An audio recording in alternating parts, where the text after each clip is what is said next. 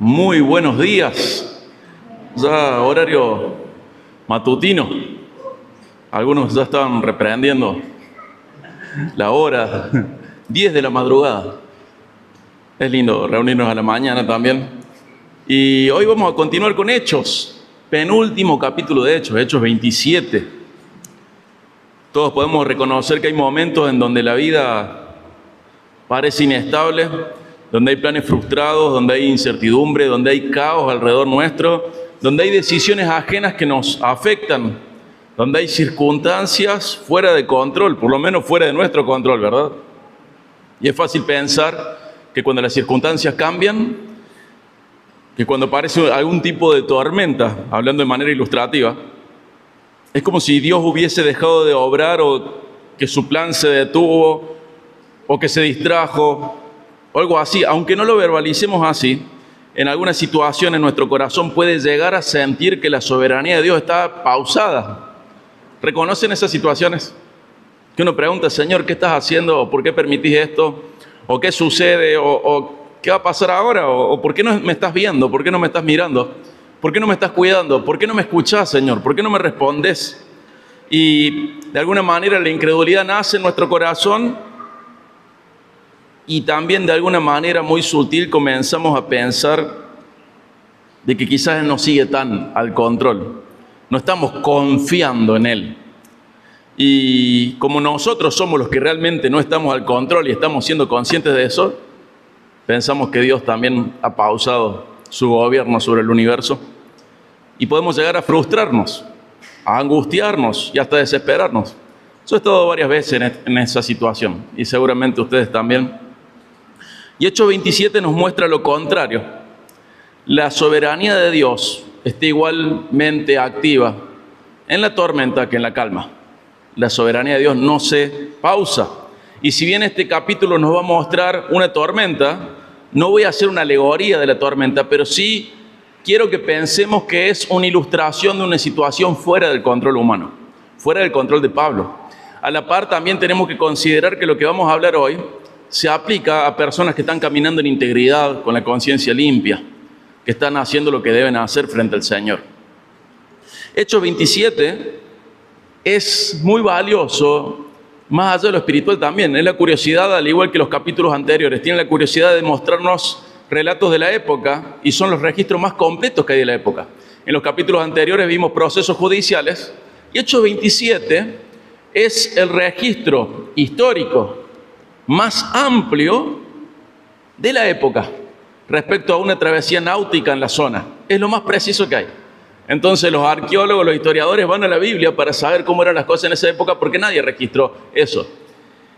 Es una historia verídica, es una historia que lamentablemente muchas personas a lo largo de la historia de la iglesia han alegorizado. Vamos a ver que hay diferentes tipos de anclas, le han dado simbolismo a cada una de esas anclas. No podemos alegorizarlo, no debemos hacerlo. Sin embargo, cuando yo hablo de tormenta, no estoy alegorizando, sino que así como Pablo estaba en una tormenta, que es una situación fuera de su control, yo voy a hablar de nuestras situaciones fuera de nuestro control.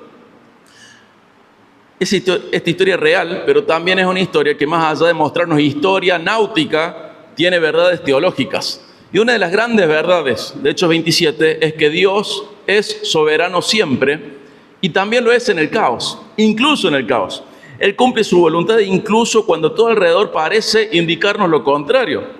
¿Y qué es lo que sabemos hasta ahora? Bueno, sabemos que Pablo debe llegar a Roma porque Cristo lo encomendó. ¿Se acuerdan? En Hechos 23:11. Pero más allá de la responsabilidad de Pablo, o sea, más allá de la encomendación que recibió de Cristo, podemos afirmar que él iba a llegar a Roma porque Cristo le reveló que eso iba a pasar. O sea, no solo lo envió, sino que también le dijo, vos vas a llegar a Roma y vas a testificar de mí en Roma. Y Hechos 27 responde a esta pregunta. ¿Puede una tormenta, puede una situación fuera del control de los hijos de Dios frustrar el plan de Dios? ¿Pueden los imprevistos, puede aquello que sale de nuestro control anular o debilitar o pausar la soberanía de Dios? Y encontramos la respuesta. Y la respuesta es un absoluto no. Nada puede debilitar o anular o pausar la soberanía de Dios. Y vamos a seguir la estructura natural del capítulo. De nuevo, para no cortar la narrativa, vamos a tratar todo el capítulo. Pero cada sección nos muestra una dimensión distinta de la soberanía de Dios, de cómo Dios gobierna sobre todo. Lo voy a dividir en 4 puntos antes de la conclusión. El punto 1 es, Dios gobierna incluso cuando otros toman decisiones que nos afectan. ¿Vos has estado en situaciones en donde otros tomaron decisiones por vos que te afectaron? Seguramente sí. Dios gobierna cuando nuestras fuerzas se agotan. ¿Te suena esto? ¿No te has sentido agotado a veces? ¿Qué está haciendo el Señor? ¿Y ya no damos más? Dios gobierna mediante su palabra aún en el medio del caos. Ver cómo la palabra de Dios es lo que nos mantiene orientados de la manera correcta. Y saber que Dios gobierna incluso cuando el caos continúa y Él utiliza medios humanos. Esos van a ser los 4 puntos. Y por el primer punto, que es Dios gobierna incluso cuando otros toman decisiones que nos afectan, vamos a leer los versículos 1 al 12 de Hechos 27. Así que por favor, abrí tu Biblia en Hechos 27, 1 al 12.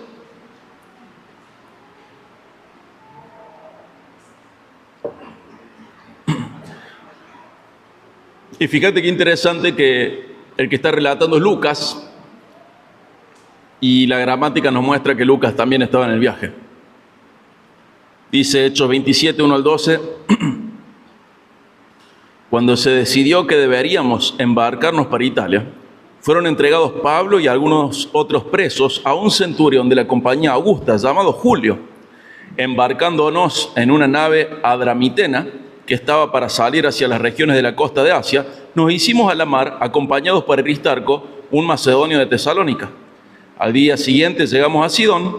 Julio trató con benevolencia a Pablo, permitiéndole ir a sus amigos y ser atendido por ellos. De allí partimos y navegamos al amparo de la isla de Chipre, porque los vientos eran contrarios. Después de navegar atravesando el mar frente a las costas de Cilicia y de Panfilia, llegamos a Mira de Licia. Allí el centurión halló una nave alejandrina que iba para Italia y nos embarcó en ella. Después de navegar lentamente por muchos días y de llegar con dificultad frente a Gnido, pues el viento no nos permitió avanzar más, navegamos al amparo de la isla de Creta, frente a Salmón. Costeándola con dificultad, llegamos a un lugar llamado Buenos Puertos, cerca del cual estaba la ciudad de Lasea. Versículo 9 al 12. Cuando ya había pasado mucho tiempo y la navegación se había vuelto peligrosa, pues hasta el ayuno había pasado ya, Pablo los amonestaba diciéndoles: amigos, veo que de seguro este viaje va a ser con perjuicio y graves pérdidas, no solo del cargamento y de la nave, sino también de nuestras vidas. Pero el centurión se persuadió más por lo que fue dicho por el piloto y el capitán del barco que por lo que Pablo decía. Como el puerto no era adecuado para invernar, la mayoría tomó la decisión de hacerse la mar desde allá para ver si les era posible arribar a Fenice, un puerto de Creta que mira hacia el nordeste y el sudeste, y pasar el invierno allí. Fíjense cómo comienza este capítulo. Recordemos que Pablo está viajando hacia Roma para ser juzgado por el César. El César de ese momento va a ser Nerón cuando él llegue. Pero fíjense que el viaje comienza bajo condiciones que Pablo no eligió. Pablo dice: no deberíamos viajar. Pero el centurión Julio tiene la autoridad. El capitán y el piloto deciden la ruta. Incluso la mayoría determina qué hacer. Y deciden ir. Pablo decía: no es por acá. Y todos los demás dijeron que sí, era por ahí. La presión del clima, la presión del tiempo, influyeron en las decisiones. Y Pablo, aunque es el siervo de Cristo que está protagonizando este evento, no tiene control humano sobre la situación. Fíjense que no decidió el barco, versículo 2, no decidió los puertos, versículos 3 al 5, no decide cuándo avanzar, versículos 7 al 8, no decide cuándo detenerse, versículos 9 al 12. Incluso en el versículo 10, él aconseja con prudencia y dice: amigos, veo que de seguro este viaje va a ser con perjuicio y graves pérdidas, no solo del cargamento de la nave, sino también de nuestras vidas. Y su consejo es descartado. Fíjense el versículo 11. El centurión se persuadió más por lo que fue dicho por el piloto y el capitán del barco que por lo que Pablo decía. ¿Qué nos muestra esto? Pablo tiene su opinión, tiene cierto conocimiento, pero en realidad no está decidiendo nada. Todos y todo está decidiendo por él. Y la vida del creyente, en realidad, no está a la deriva. No está a disposición del azar en realidad no está sometida a decisiones de personas que tienen cierta autoridad sobre la vida del creyente, aunque esas decisiones sí pueden afectarnos temporalmente y directamente. El plan del centurión no era ir a Roma para cumplir la misión que Cristo le había dado a Pablo. Pero el plan del centurión no puede anular el mandato y la revelación del Señor en Hechos 23:11. Pablo iba a llegar a Roma. Los hombres que tienen autoridad eligen avanzar, deciden por Pablo. Pablo decía que no era así y se decidió igual. El clima se complica, la navegación se vuelve riesgosa, la decisión humana es realmente errada. Pero ¿saben qué, hermanos? El propósito de Dios no cambia.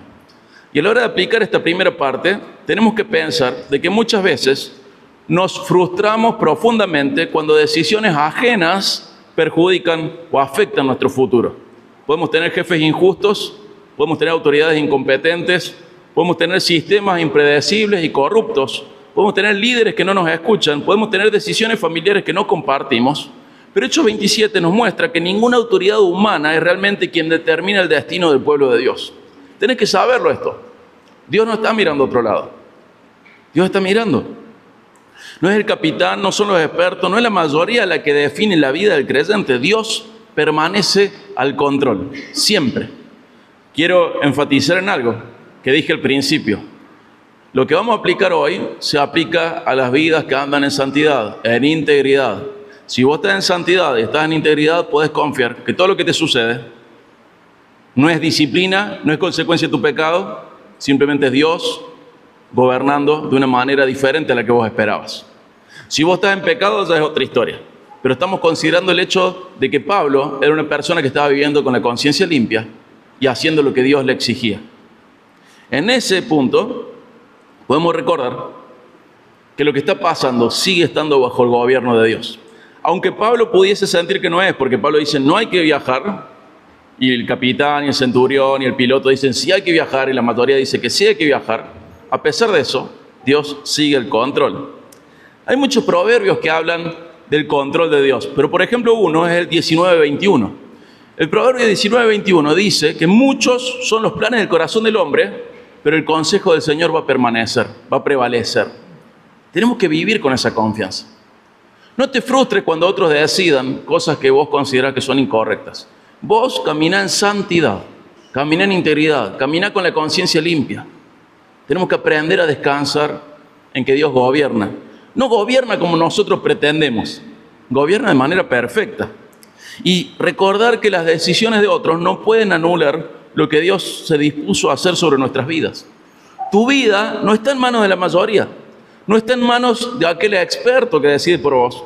No está en manos de ninguna autoridad terrenal. No está en manos del burócrata. No está en manos del profesor universitario corrupto. No está en manos de tu jefe corrompido. No está en manos de esos. Tu vida está en las manos del Señor.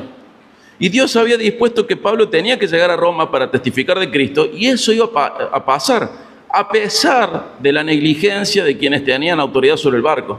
Y de la misma manera, lo que Dios dispuso sobre tu vida se cumplirá aunque haya boicots externos. Pero vos tenés que caminar en integridad, vos tenés que estar caminando en la senda de santidad, vos tenés que estar caminando en lo que Dios dispuso para vos. Tu preocupación y ocupación tiene que ser estar alineado a la voluntad del Señor, porque vos sí podés boicotear algunos aspectos de la voluntad de Dios para tu vida. ¿Qué te estoy diciendo? Vos haces tu parte. Vos haces lo que tenés que hacer. Anda limpio, anda santo, anda íntegro, anda con la conciencia limpia. Y aunque todo lo demás parezca que Dios nos haga creer que Dios no está gobernando, no creas en eso. Dios sigue gobernando. Vos preocupate y ocupate de caminar en la voluntad del Señor.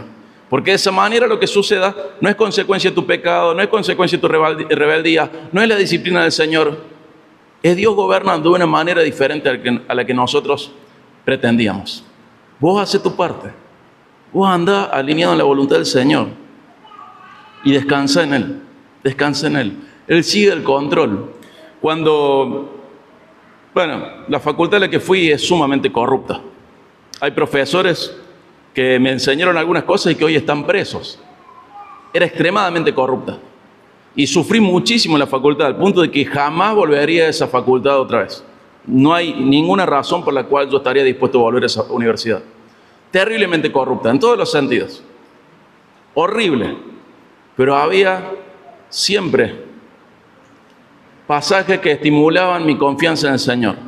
Había personas en la facultad que tenían decisión sobre mi vida y ellos podían decidir que yo perdiese 1 o 2 años. Ellos podían tomar esa decisión. Y recordaba, por ejemplo, el Proverbio 21:1 que dice: como canales de agua es el corazón del rey en la mano del Señor. Él lo dirige donde le place. Y a veces iba con la fe expectativa de saber que un profesor me iba a hacer perder 1 año. Y de alguna manera que yo no podía imaginar, el Señor me daba gracia delante de ese profesor y las cosas cambiaban. Y te animo a lo mismo, frente a personas que deciden sobre tu vida. Vos recordá, el Señor está al control, pero vos haces tu parte. Así lo que te sucede no tiene nada que ver con consecuencia de tu pecado ni con disciplina del Señor. Anda en integridad y descansa en Dios. Anda en esa senda de santidad y descansa en Dios. Anda con la conciencia limpia y descansa en Dios. Pero no es que se aplica, si yo estoy bien en esta área, lo que sea que pase acá es voluntad de Dios. No, no. Tu vida es un todo. No creas que podés ser íntegro en el trabajo y no ser íntegro en tu matrimonio. No, no. En toda tu vida anda correctamente y descansa en el Señor, incluso cuando las cosas que pasen te hagan creer que Dios no está al control. ¿Me seguís? ¿Sí? Yo sé que la mañana es muy duro esto. 10 de la madrugada todavía hay lagañas en algunas caras. Cara de vaquita mirando el tren algunos. Están muy cansados. Pero bueno, el Señor nos puede mantener en pie. Algunos estuvimos en un casamiento anoche, así que sabrán. Yo siempre tengo los ojos chiquitos, pero hoy están más chiquitos que siempre. Vamos al punto 2.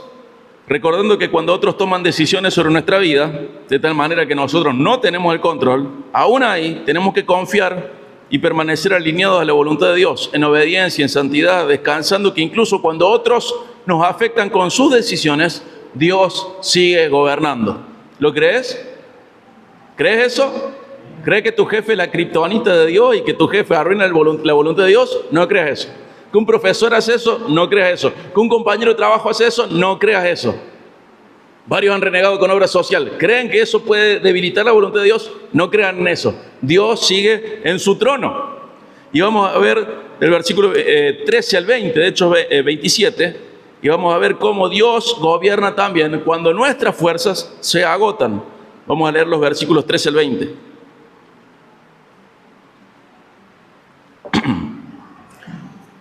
Dice: cuando comenzó a soplar un moderado viento del sur, creyendo que habían logrado su propósito, levaron anclas y navegaban costeando a Creta.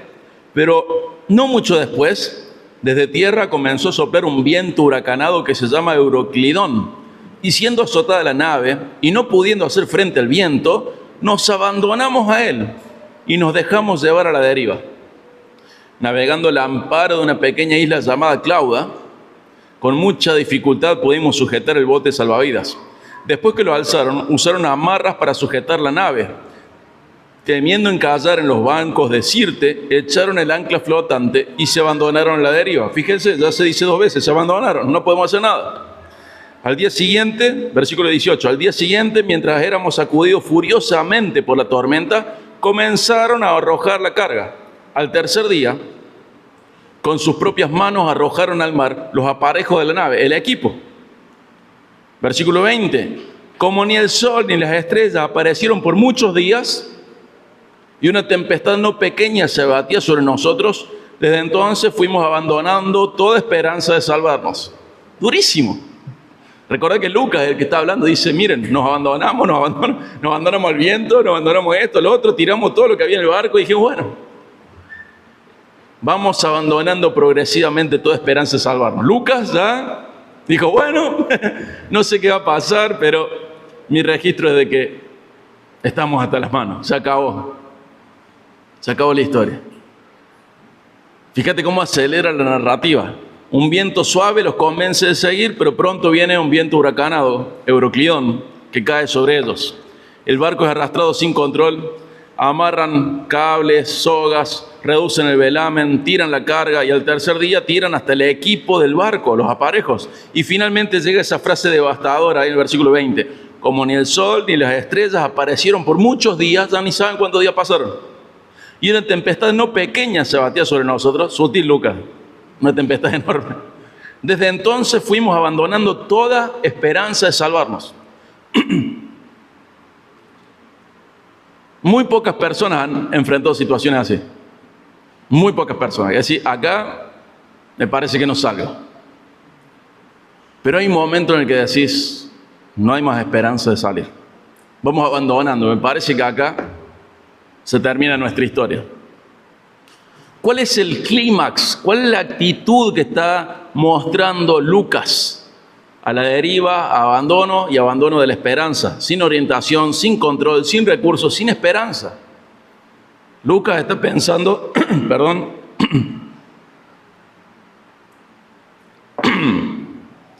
de que se acabó ahí. Ya está. Ya está. Por alguna razón el Señor nos trajo hasta acá y seremos sepultados en el mar, como tantos otros. Sin orientación, sin control, sin recursos, sin esperanza. Pero aún así, Dios no ha perdido el control. Ni siquiera la ausencia del sol implica ausencia de la soberanía de Dios. Dios sigue en su trono. Dios sigue gobernando. ¿Cómo podemos aplicar esto? La verdad que de muchísimas maneras. Pero yo quiero que vos recuerdes, y quiero también recordarlo yo, que Dios permite muchas veces que nuestras fuerzas lleguen a su límite. ¿Para qué? Para que confiemos solamente en Él y no en nuestras fuerzas. No en nuestros contactos, no en nuestra persistencia, no en nuestra elocuencia, no en nuestra habilidad, para que aprendamos a confiar en el único factor determinante, Dios. La desesperación humana es muchas veces la antesala a la intervención divina. Quedás hasta el final para que sepas, no fueron mis fuerzas, no fue mi elocuencia, no fueron mis recursos, no fueron mis contactos, no fueron mis habilidades, no fueron mis ideas, no fue mi creatividad, no fue mi sabiduría. Fue solamente y exclusivamente Dios. Quiero que veamos cómo Pablo lo expresa de otra manera. Recuerda que mientras él va viviendo cosas, también va escribiendo las cartas. Fíjate 2 Corintios 1, 8 y 9. 2 Corintios 1, 8 y 9.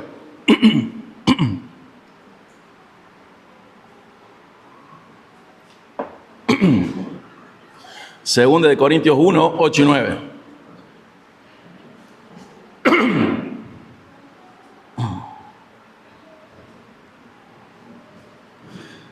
Fíjense cómo Pablo va expresando también. Porque no queremos que ignoren, hermanos, acerca de nuestra aflicción sufrida en Asia, porque fuimos abrumados sobremanera, más allá de nuestras fuerzas, de modo que hasta perdimos la esperanza de salir con vida. ¡Apa! Esto nos permitía ver que Lucas ya había abandonado la esperanza, pero acá Pablo ya está desconfiando de él. Perdimos la esperanza de salir con vida. De hecho, dentro de nosotros mismos ya teníamos la sentencia de muerte, a fin de que no confiáramos en nosotros mismos, sino en Dios que resucita a los muertos. Durísimo, dice. Tengo un problema teológico. Dios dice que vamos a llegar, pero yo ya sé que me muero acá. Es más, Él tiene poder para resucitar a los muertos, así que me parece que voy a morir y quizás sea alguna cosa creativa que no estoy esperando. Pero creo que muero. No sé cómo el Señor va a resolver esto, pero yo creo que muero. Prácticamente está diciendo eso, Pablo. Pero dice el propósito, ¿te diste cuenta? En el versículo 9. ¿Por qué Dios permitió que llegaran al límite? Para que no confiáramos en nosotros mismos, sino en Dios. Vos confías en vos. Yo confío en mí. Y el Señor se va a encargar de purgar esa confianza de toda contaminación humana. Tenemos que aprender a confiar en Dios. Nos cuesta. Pero de eso se trata la vida. De crecer en semejanza de Cristo. Y Dios permite, y no solo permite, utiliza las crisis para purgar nuestra confianza, para eliminar aquella confianza en la que confiamos en nosotros, fortaleciendo la confianza en Él. Confía en el Señor. Hacé tu parte, pero no confíes en vos. Hacé tu parte, porque es lógico que te comprometas con lo que Dios te dice. pero que tu confianza no sea en tu esfuerzo, tu confianza tiene que estar en Él. Y Hechos 27 nos va a recordar que el gobierno de Dios no se activa recién en el agotamiento de nuestros recursos, sino que el agotamiento de nuestros recursos revela que su gobierno siempre estuvo presente. Fíjate, Pablo está quedando a la deriva. Su mismo corazón le dice, mira, no vas a salir de esta. Lucas dice lo mismo. ¿De qué trabajaba Lucas? Era médico. ¿Y qué dice el doctor? No era ningún emocionalista o amarillista. Dice, mira, Pablo dice, me parece que acá la quedamos. Acá, game over. Acá se acaba. Y Lucas, que era médico, dice, sí, me parece que tenés razón. Acá nos quedamos. Ninguno de los dos es una persona influenciable por las emociones. Son hombres rudos, experimentados. Han enfrentado la muerte muchas veces. Le ha pasado todo. Recordad que Pablo fue, no sabemos si murió o si casi, pero la gente que estaba a su alrededor lo dio por muerto. Y fue tirado fuera de Listra después de ser apedreado. Y la gente dijo, está muerto. Muy probablemente haya muerto. Y acá Pablo dice, confío en el que resucite a los muertos, pero yo creo que me quedo acá, ya me muero acá. No son gente asustable. ¿Me siguen? Son gente que realmente tiene que volver a experimentar, como vos y yo, que Dios sigue el control. Y que no es que recién cuando se agotan nuestros recursos aparece la soberanía de Dios, sino que todo el tiempo la soberanía de Dios estuvo gobernando la situación. Solo que somos conscientes cuando nos acabamos nosotros mismos. Cuando nosotros nos damos cuenta de que no podemos hacer nada. Recién ahí somos conscientes de que el gobierno de Dios estuvo presente siempre. Y en este punto exacto, cuando toda esperanza humana se agota, Dios va a hablar. Dios es fiel. Pablo dice en Romanos 8, si Él te dio a Jesús para suplir toda necesidad profunda, espiritual y eterna, ¿cómo no te va a dar con Él las otras cosas que realmente necesites? Y vamos a ver que Dios le va a dar provisión a Pablo, de aliento. Pablo ya había abandonado la idea de salir vivo, Lucas también. Y vamos a ver cómo el Señor alienta. Y va a revelarle el Señor de una manera especial a Pablo, de que Él gobierna aún en medio del caos. Fíjate los versículos 21 al 26 de Hechos 27.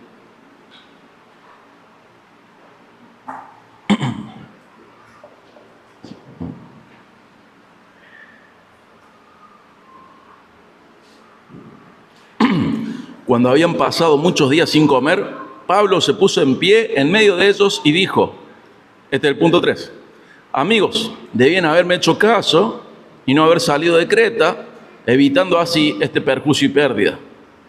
Acordate que perdieron todo el equipo del barco, todo el cargamento, todo lo que había en el barco fue tirado excepto la gente. Pero ahora los exhorto a tener buen ánimo, porque no habrá pérdida de vida entre ustedes, sino solo del barco.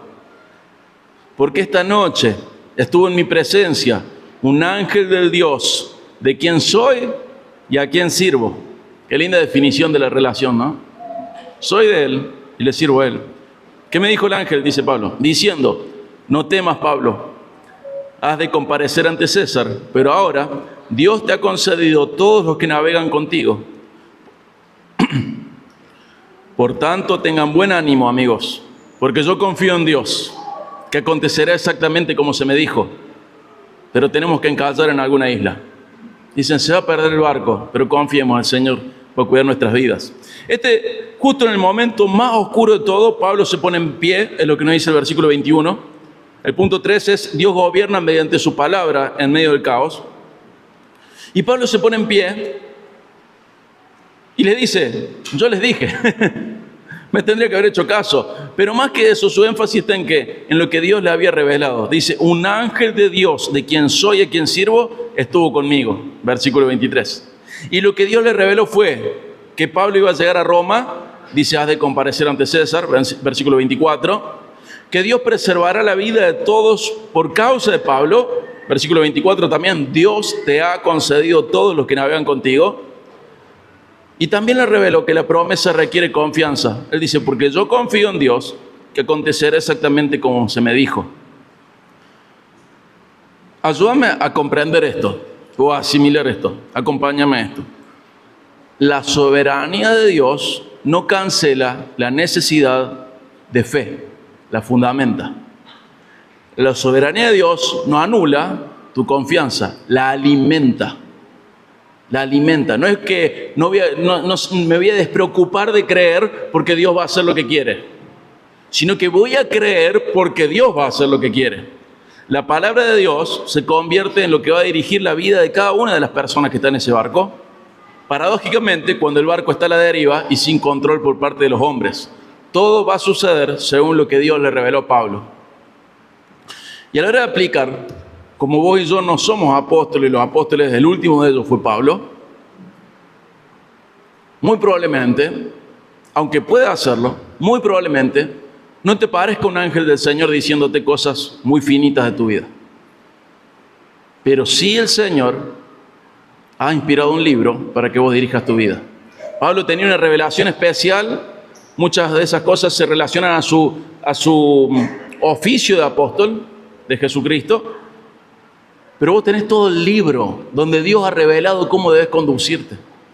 Y tenés que guiarte según ese libro. Y tenés que obedecer lo que Dios ha expresado en ese libro. Y tenés que tomar en serio las advertencias que ese libro contiene. Y las instrucciones. Y gobernar tu Biblia según lo que Dios ha revelado.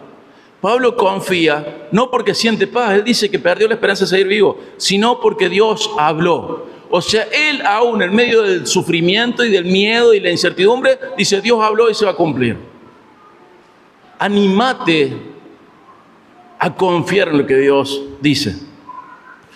En tiempo de caos, que prácticamente la vida es un caos, la iglesia no necesita nuevas técnicas, sino una confianza renovada en la palabra de Dios, en lo revelado por Dios.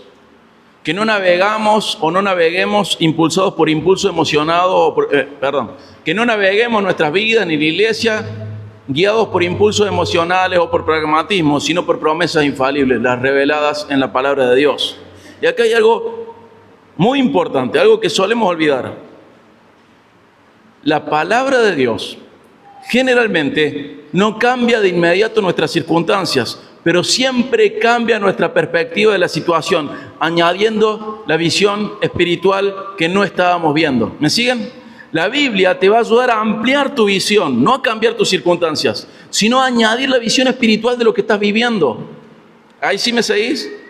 Tenés que saber que vos lees la Biblia, ahora mi mundo cambió, mi realidad cambió, las cosas son diferentes. No. Al leer la Biblia, al leer lo que Dios revela, al aplicarlo y ver a través de esos lentes, en realidad estás ampliando tu panorama para entender mejor lo que está pasando.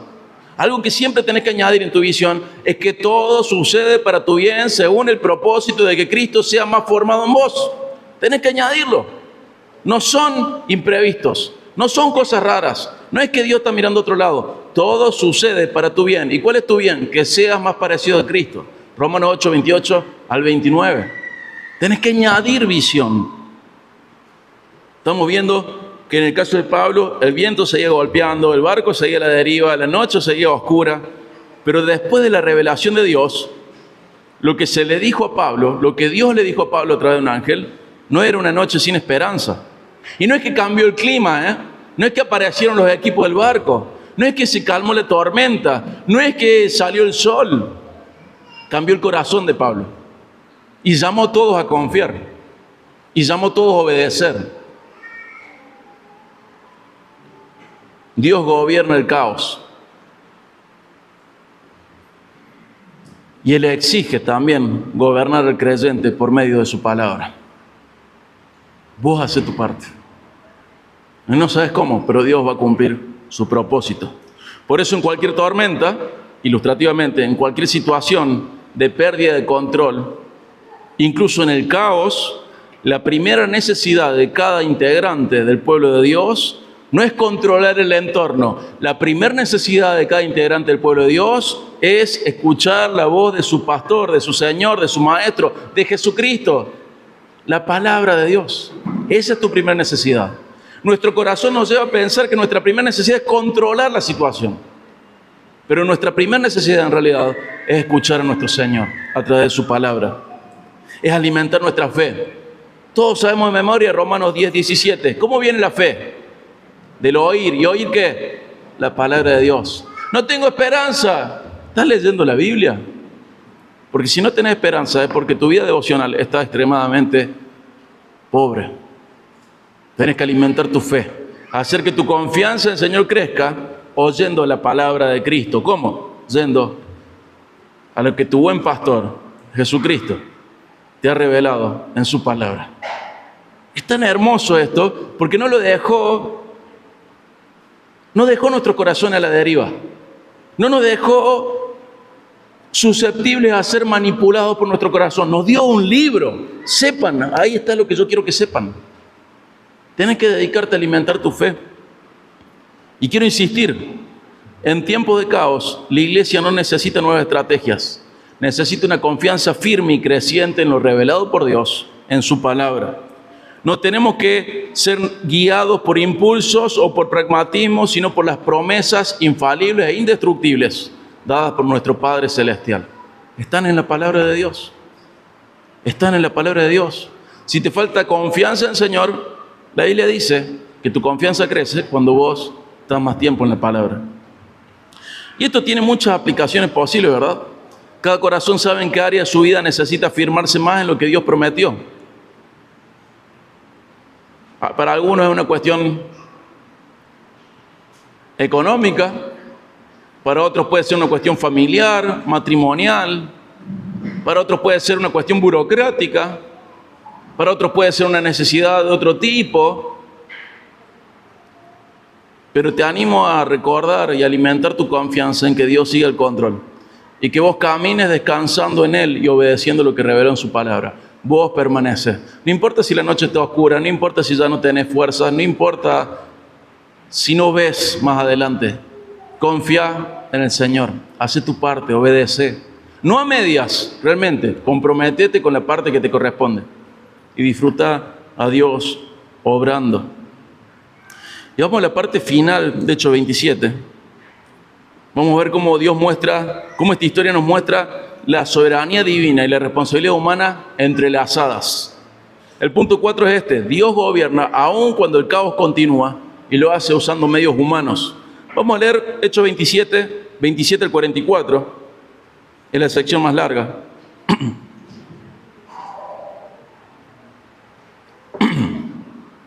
...27 al 44... de Hechos 27. Llegada la 14ª noche, van 14 días naufragando. Mientras éramos llevados a la deriva en el mar Adriático, seguimos a la deriva. Dios ya había hablado, pero ellos seguían a la deriva. A eso de la medianoche, los marineros presentían que se estaban acercando a tierra. Echaron la sonda y hallaron que había 20 brazas, o sea, 36 metros de profundidad. Pasando un poco más adelante, volvieron a echar la sonda y hallaron 15 brazas, 27 metros. Temiendo que en algún lugar fuéramos a dar contra los escollos, echaron 4 anclas por la popa y ansiaban que amaneciera.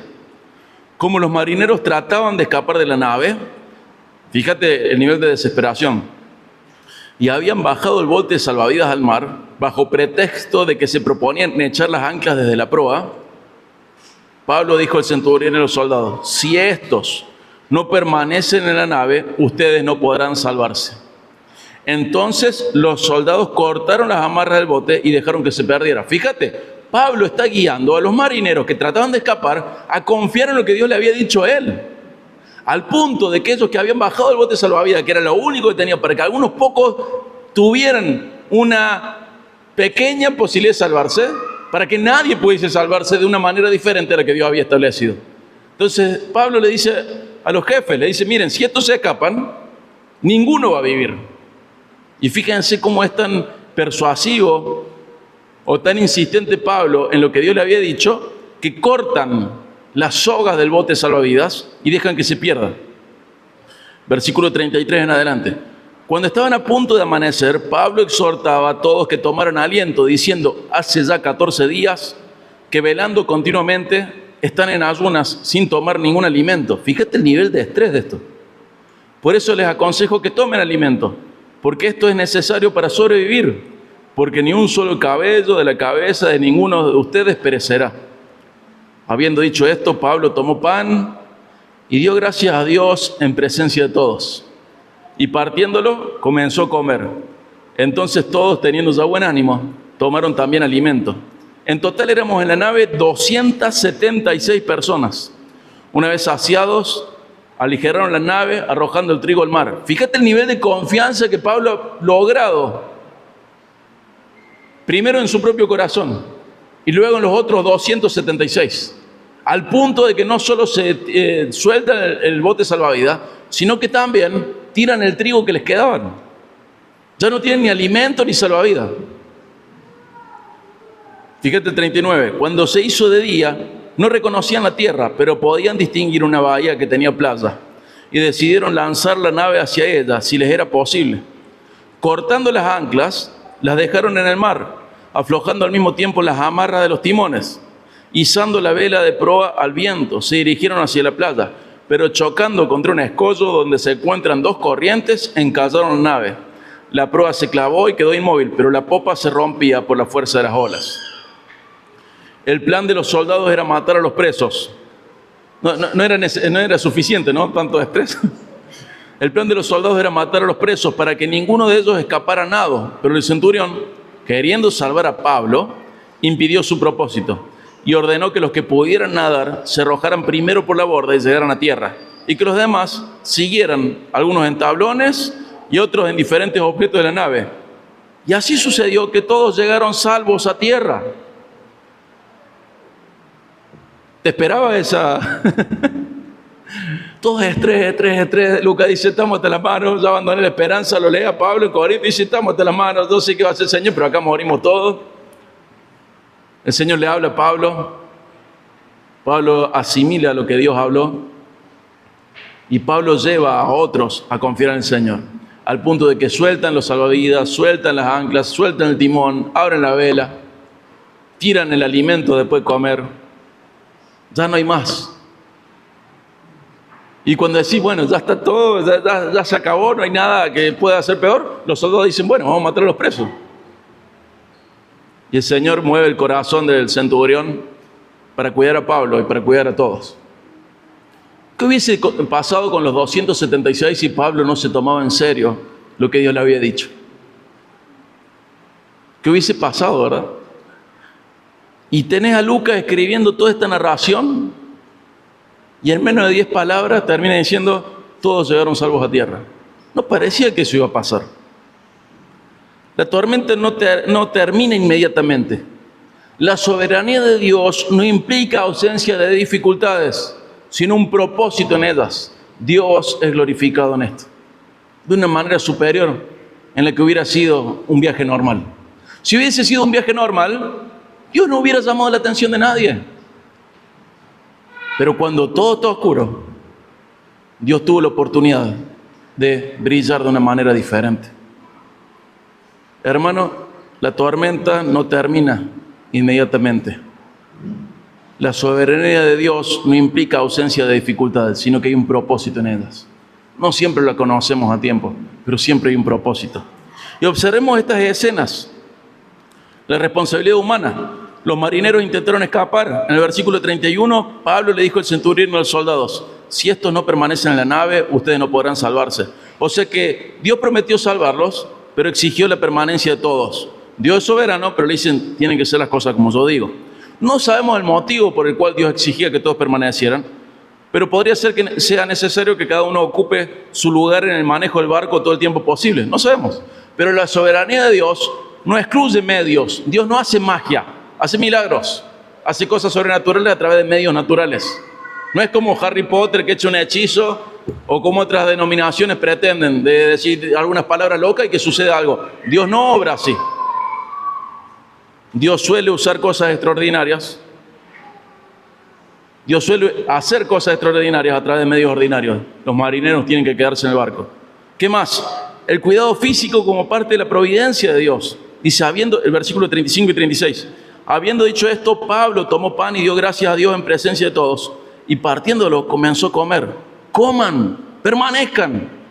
Entonces todos, teniendo ya buen ánimo, tomaron también alimento.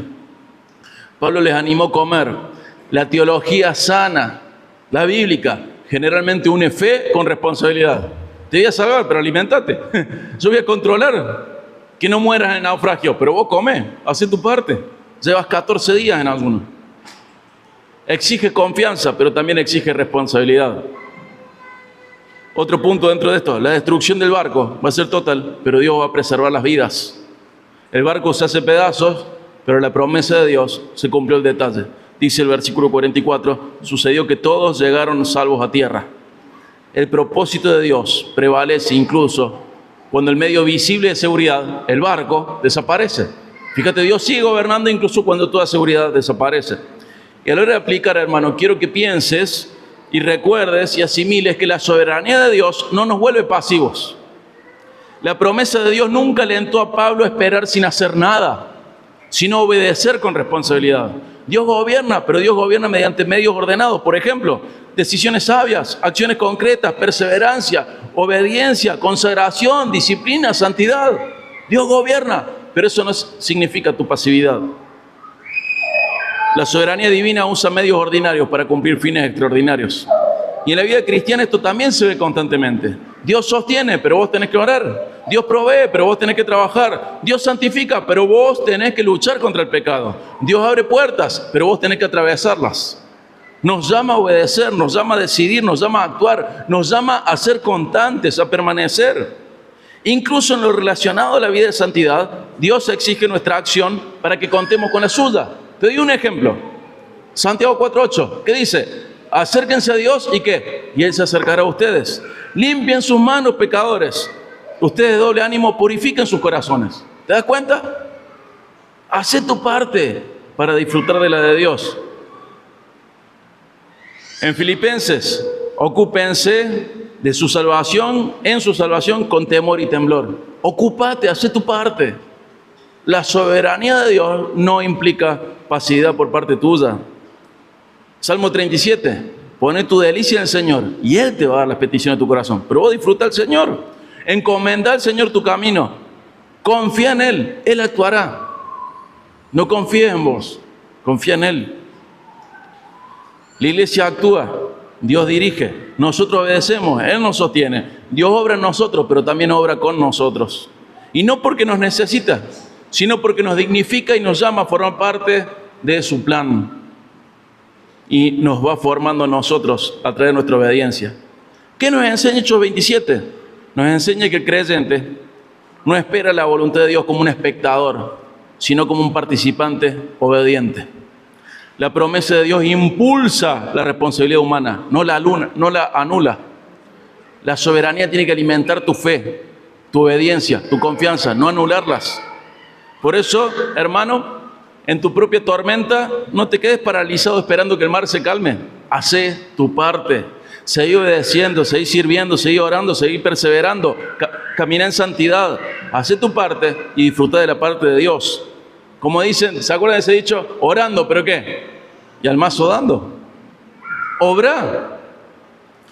La soberanía de Dios no es un llamado a la pasividad humana, sino a la acción en obediencia y confianza en Dios. La soberanía de Dios no solo garantiza el resultado, también ordena los pasos que vos tenés que dar hoy. Y ahora, antes de ir a la conclusión y yendo hacia la conclusión, ¿qué vimos? En cada escena vimos que la soberanía de Dios sostiene a su pueblo en el caos. Cuando otros deciden, cuando nuestras fuerzas se agotan, cuando la única luz es su palabra, lo que Él reveló, cuando el mismo barco se rompe, Dios sigue al control. Y este capítulo no es simplemente un retrato de cómo Dios obró en un viaje de la antigüedad. Es una ventana hacia el Evangelio. El Dios que preservó a Pablo en el mar es el mismo Dios que cumplió sus promesas y las seguirá cumpliendo. Y Hechos 27 no termina en la orilla de Malta. También nos permite ver al Cristo que siempre gobernó todas las tormentas. Y eso nos prepara para la conclusión. Cristo calma las tormentas, las atraviesa y cumple su propósito. En Hechos 27 no vemos la historia del heroísmo humano. Incluso Pablo había perdido las esperanzas en algún momento de seguir vivo. Tampoco vemos una metáfora de la vida cristiana. En Hechos 27 vemos el registro de una experiencia que sirve para ver cómo Dios cumple su propósito en sus hijos. Y cuando miramos este capítulo vemos 4 cuadros nítidos de la soberanía de Dios, aún en medio de caos. Dios gobierna incluso cuando otros toman decisiones que nos afectan. Dios gobierna cuando nuestras fuerzas se agotan. Dios gobierna mediante su palabra en medio del caos, y Dios gobierna aún cuando el caos continúa usando medios humanos. En cada escena, la tormenta no anuló el propósito de Dios. No lo hizo la negligencia humana cuando no quisieron escuchar a Pablo. No anuló la soberanía de Dios el agotamiento de los humanos, ni la desesperación de los humanos, ni siquiera la destrucción del barco. La palabra de Cristo había dicho: Pablo, tenés que testificar en Roma, y eso era suficiente. Dios prevalece. Y el naufragio de Hechos 27 nos muestra una experiencia para que nuestra fe se fortalezca, ilustrando que Dios cumple su propósito.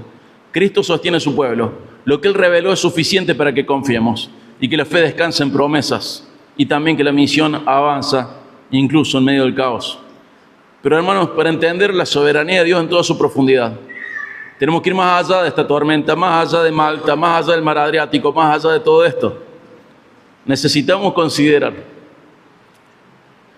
el momento más oscuro, más caótico a nuestros ojos, más injusto y más pecaminoso y más aparentemente fuera del control de toda la historia de la humanidad. ¿Cuál fue? La crucifixión de Jesucristo. No hay momento en el que algún hombre podría haber pensado que es más oscuro que esta situación. Cristo crucificado. Incluso el Papa Francisco, ¿se acuerdan que dijo? La derrota de Dios. Eso es hablando desde la carne. Dios envía a su Hijo y es muerto y asesinado como el peor de los pecadores. Y así como el Hecho 27 nos muestra cómo Dios preserva un siervo en medio del caos, permaneciendo el control de todo, la cruz nos muestra cómo Dios cumplió su plan eterno en medio del caos más profundo. No era la derrota de Dios, era la victoria de Dios. Cualquiera de nosotros viendo la cruz hubiera pensado: algo falló acá, algo está mal, Dios fue derrotado. No hubo un día en la historia donde pareciera menos evidente que Dios estaba gobernando que ese viernes en el cual Jesús fue crucificado. Ahí estaba la traición de Judas, estaba la cobardía de los discípulos, estaba la manipulación del Sanedrín, estaba la crueldad romana, estaba la burla de la multitud, estaba la injusticia de quienes juzgaron y estaba el silencio del cielo. Y si alguna vez existió un acontecimiento que luciera como el triunfo absoluto del caos y del diablo y de la derrota de Dios, fue ese. Sin embargo, Pedro lo explica con una claridad que ilumina cualquier tormenta. Hechos 2, 22 al 24. Hombre de Israel, escuchen estas palabras. Jesús, el Nazareno, varón confirmado por Dios entre ustedes con milagros, prodigios y señales que Dios hizo en medio de ustedes, a través de Él, tal como ustedes mismos saben. Este fue entregado por el plan predeterminado y el previo conocimiento de Dios. Y ustedes lo clavaron en una cruz por manos de impíos y lo mataron, pero Dios le resucitó, poniendo fin a la agonía de la muerte, puesto que no era posible que Él quedara bajo el dominio de ella. Gloria a Dios. Los hombres actuaron con maldad, pero no escaparon de la soberanía divina. Y Dios cumplió su propósito redentor a través del pecado de esos hombres. Si eso estaba bajo el control de Dios, ¿cómo podés creer que tu vida no está al control de Dios?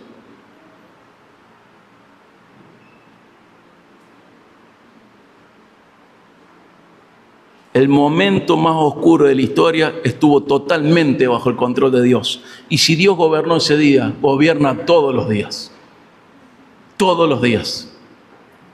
Si Dios dirigió la crucifixión hacia la resurrección, entonces ninguna tormenta en la vida del creyente puede desviar su plan.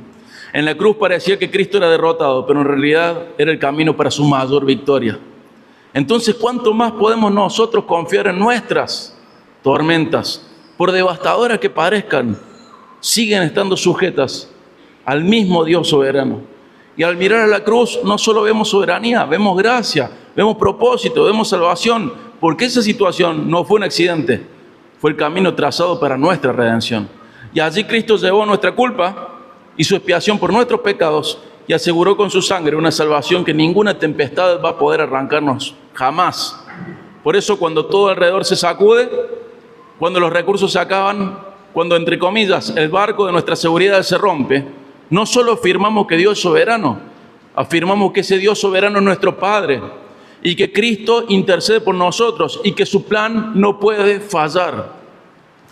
La tormenta no define el plan de Dios. El plan de Dios define y limita la tormenta que estás viviendo. Dios sigue al control. El Dios que gobernó la tormenta de Pablo gobierna también tu vida y gobierna sobre tu tormenta también. El Dios que gobernó la tormenta de la cruz gobierna también tu corazón, tu vida, tu existencia. A Él pertenecemos, en Él descansamos y en su palabra confiamos hasta llegar a esa orilla en donde comprenderemos que su propósito se cumplió. Tené esperanza en lo que Dios ya te reveló. Confía en su palabra. Descansa en Él, confía en Él y obedécele a Él con gozo. Vamos a llegar a la orilla. La historia todavía no se terminó. Espera en el Señor. Vamos a llegar a la orilla, no porque el mar se calme o el barco se salve, sino porque Cristo es fiel. Vas a llegar porque Cristo es fiel. Seguí haciendo tu parte y disfruta del obrar de Dios. Amén. Oramos. Padre, antes que nada reconocemos nuestro pecado de incredulidad que nos lleva también a la desobediencia. Señor, creemos, pero ayúdanos, Señor, a creer mejor, a creer más, a obrar en obediencia, porque la obediencia es una expresión de nuestra fe. Cuando creemos, obedecemos. Cuando desconfiamos, dejamos de obedecer. Ayúdanos, Padre, a comprender de que vos estás al control siempre, de que las tormentas de la vida no definen tu obrar, sino que tu obrar define y limita la tormenta. Ayúdanos, Señor, a sacarle provecho a cada situación de crisis que atravesamos, a poder disfrutar de vos en tiempo de tormenta y en tiempo de calma. Ayúdanos, Padre, a caminar en integridad, en santidad, con la conciencia limpia, para saber que lo que nos sucede no es por consecuencia de nuestro pecado, ni por disciplina, por nuestra rebeldía, sino que realmente son las herramientas que vos dispusiste para ser glorificado y formarnos más a semejanza de Cristo. Gracias, Padre, por cuidar de nosotros. Qué lindo es poder disfrutar de tu soberanía y conjugarla con tu paternidad amorosa sobre nosotros. Gracias, Señor. Te amamos y agradecemos por estar en la relación correcta con vos a través de creer en Jesús. Gracias, Padre. En el nombre de Jesús, nuestro Salvador. Amén.